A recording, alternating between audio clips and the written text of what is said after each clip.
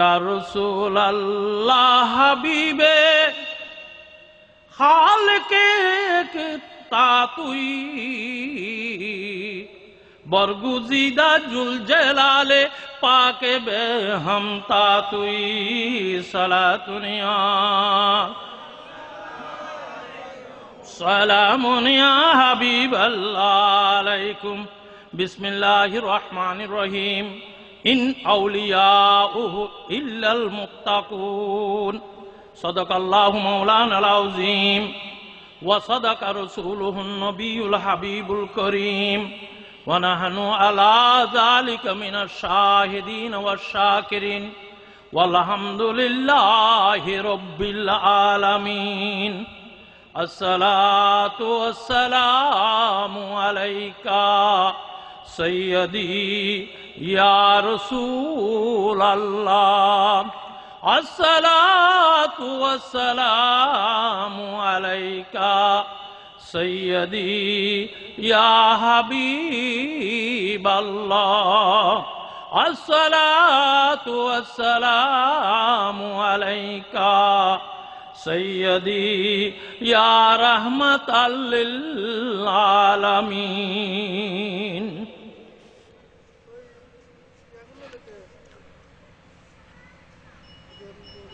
গোলামানে গৌসুল আজম দস্তগীর রাদিয়াল্লাহু তাআলা আনহু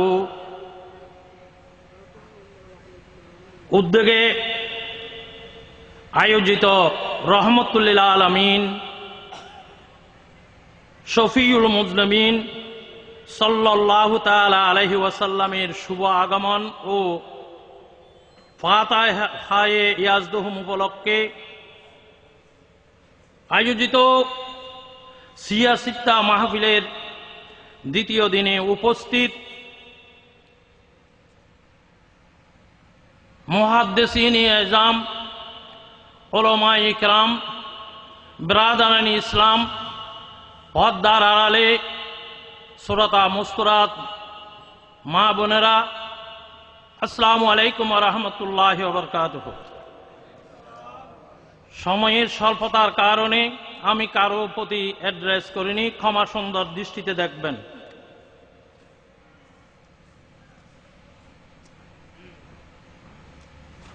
আমি এই সিয়াসিত্তা মাহফিল অনেক দিন হচ্ছে শুনেছি, কিন্তু এখানে উপস্থিত হওয়ার সেই সুযোগ হয়নি। সর্বপ্রথম মহান স্রষ্টার দরবারে লাখো কোটি শুকরিয়া আদায় করি, যেই মহান রব্বুল আলামিন আহকামুল হাকিমিন আমি গুনাহগার খেয়ে এই মহান সিয়াসিত্তা আল্লাহর প্রিয় হাবিবের শুভ আগমন উপলক্ষে আয়োজিত এই মহান মাহফিলে উপস্থিত হওয়ার তৌফিক দান করেছেন। একবার উচ্চস্বরে বলি আলহামদুলিল্লাহ। আমি সাথে সাথে লাখো কোটি শুকরিয়া আদায় করি, লাখো কোটি দরুদ প্রেরণ করি সর্বকালের সর্বযুগের সর্বশ্রেষ্ঠ মহাপুরুষ, যার শুভ আগমন উপলক্ষে আজকের এই মাহফিল, যিনি দুই জাহানের কায়নাতের মালিক, নবিকুল শিরোমণি মুহাম্মদুর রাসূলুল্লাহ সাল্লাল্লাহু আলাইহি ওয়াসাল্লামের, এবং সাথে সাথে স্মরণ করছি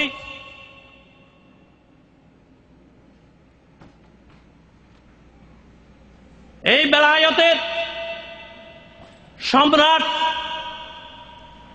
যার নামে আজকের এই সংগঠন হয়েছে,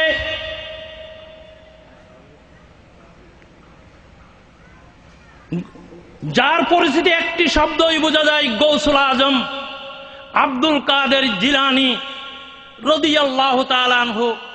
ওনাকে আমি শ্রদ্ধার সাথে স্মরণ করছি, এবং যুগে যুগে গৌসে পাকের যেই সব ভক্তবৃন্দ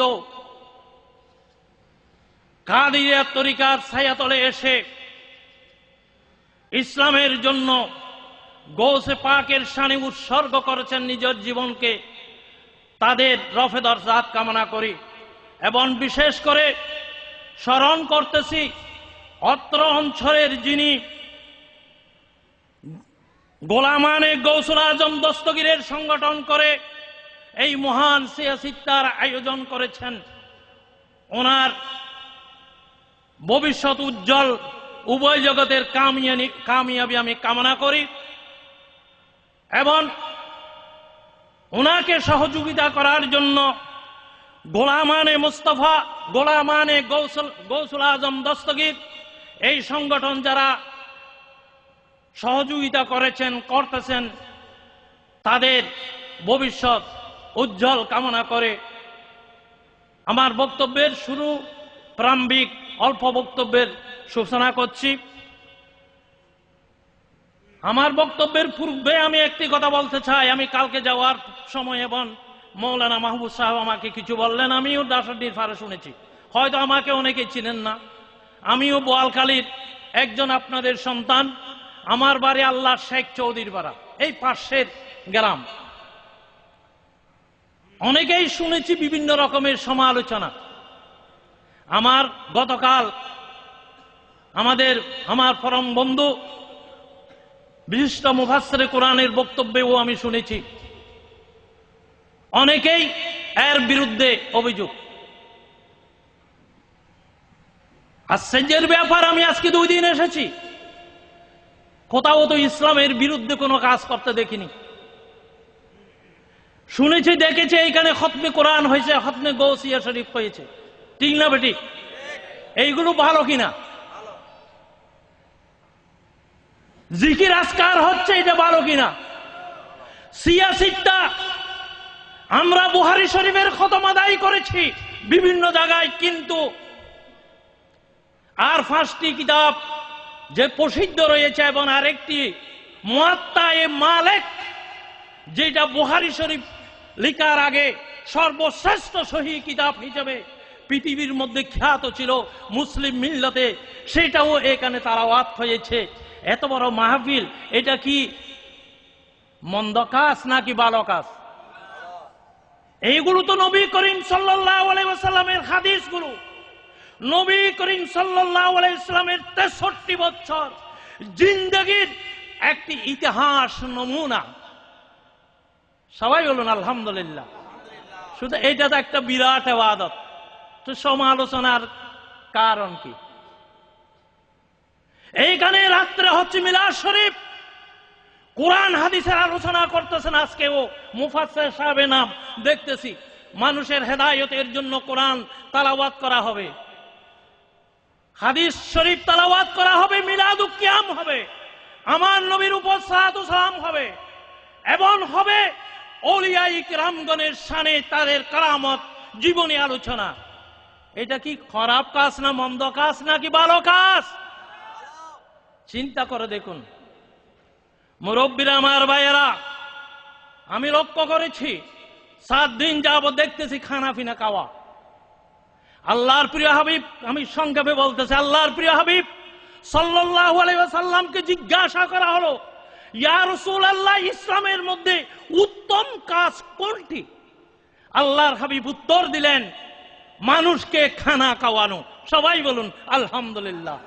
তাহলে বোঝা গেল গোলামানে গৌসুল আজম দস্তগীর আমার প্রিয় হাবিবের হাদিসের অনুসরণ করতেছে, এবং গৌসুল আজম মের ভক্তবৃন্দরা গোলামানে গৌসুল আজম দস্তগীরের ব্যবস্থাপনায় তারা অনেক মানুষের খেদমত, খানা পিনা করতেছে। সবগুলোই তো ভালো কাজ। আল্লাহ রাব্বুল আলামিন ইরশাদ ফরমাইছেন, তাআওয়ানু আলাল বিররি ওয়াত তাকওয়া।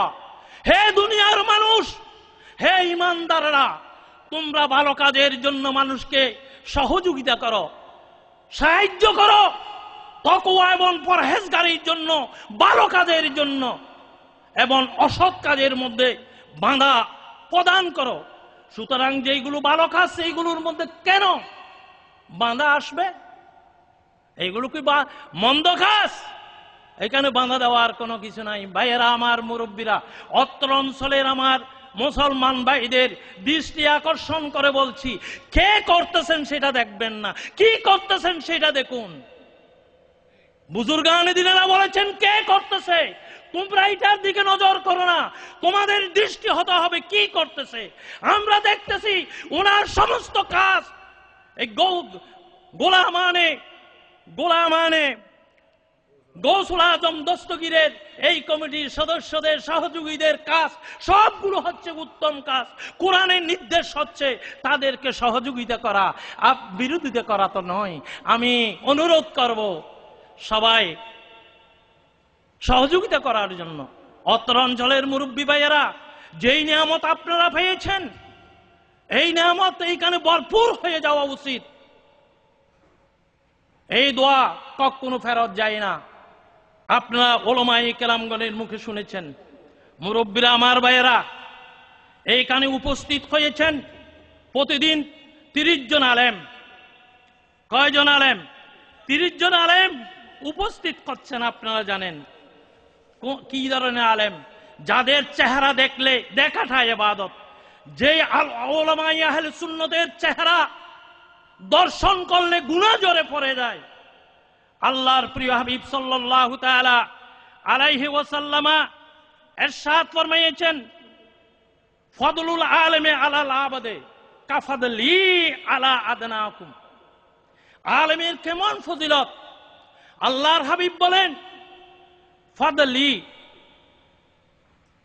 ফদলুল আলেমে, আলেমের ফজিলত, আলেমের মর্যাদা আলাল আবেদে, একজন আবেদের উপর, কাফাদলি আদনাকুম, আমি মুহাম্মদুর রাসূলুল্লাহ সাল্লাল্লাহু আলাইহি ওয়াসাল্লামের যেমন এক ফজিলত আমার সাধারণ উম্মতদের উপর আমার যেমন শ্রেষ্ঠত্ব, সেইভাবে আমার আলেমদের, আমার উম্মতের আলেমদের ফজিলত অনুরূপ।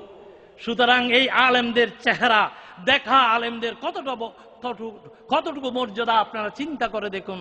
অঞ্চলের আমার মুসলিম ভাইয়েরা, আল্লাহর হাবিব ইরশাদ ফরমাইয়েছেন, নওমুল আলেমে খায়রুন, নওমুল আলেমে খায়রুন মিন ইবাদাতিল জাহেলে।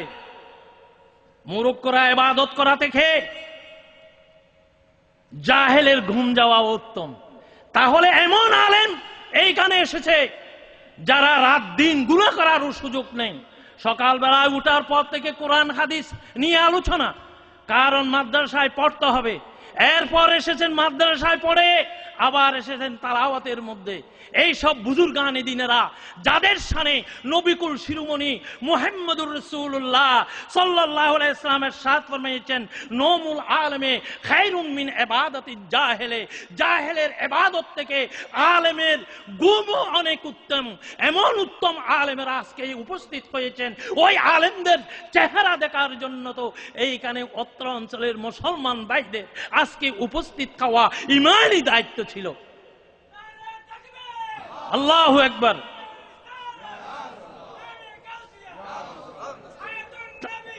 জিন্দাবাদ, জিন্দাবাদ। সুতরাং আমার বক্তব্যের রীতি রাখছি, দেখছি সবগুলো সুন্দর কাজ, কেন সহযোগিতা হবে না?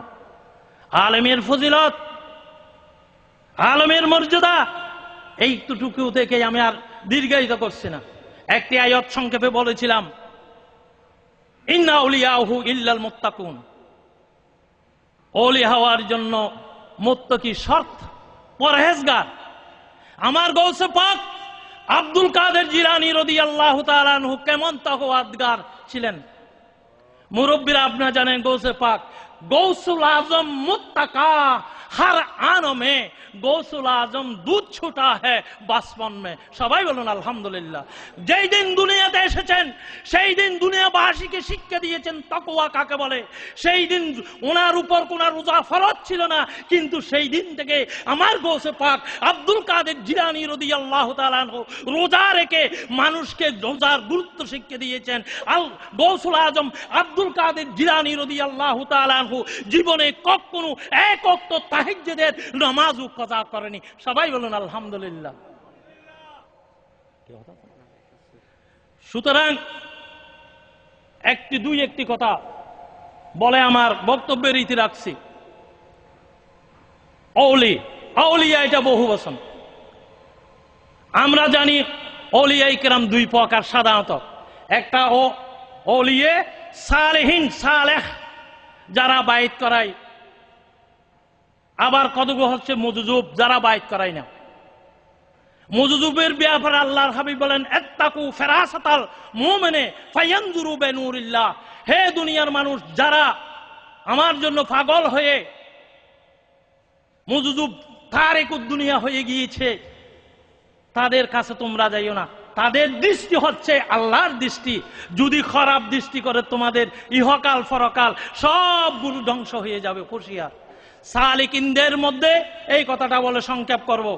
সালেকিন যারা বলি, মুরব্বীরা যাদের দরবারে গিয়ে মানুষ বাইত গ্রহণ করে, এইখানেও দুই প্রকার।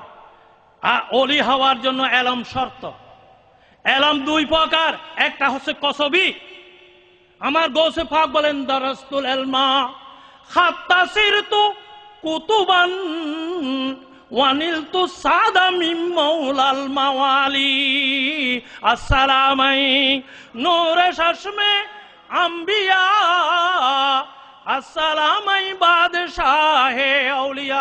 আমার গৌসে পাক বলেন আমি মাদ্রাসায় লেখাপড়া করে কুতুবুল আকতাব হয়েছি, আমাকে এই পজিশন আল্লাহ পাক দান করেছেন। সবাই বলুন আলহামদুলিল্লাহ। আবার আরেকজন হচ্ছেন ইলমে লদুনির, আল্লাহ প্রদত্ত জ্ঞান। কি প্রদত্ত? আল্লাহ প্রদত্ত, যার উপর আল্লাহর দয়া হয়েছে, বিশেষ রহমত হয়েছে। আল্লাহ পাক ডাইরেক্ট যাকে ইলম দিয়ে সিনে ভরপুর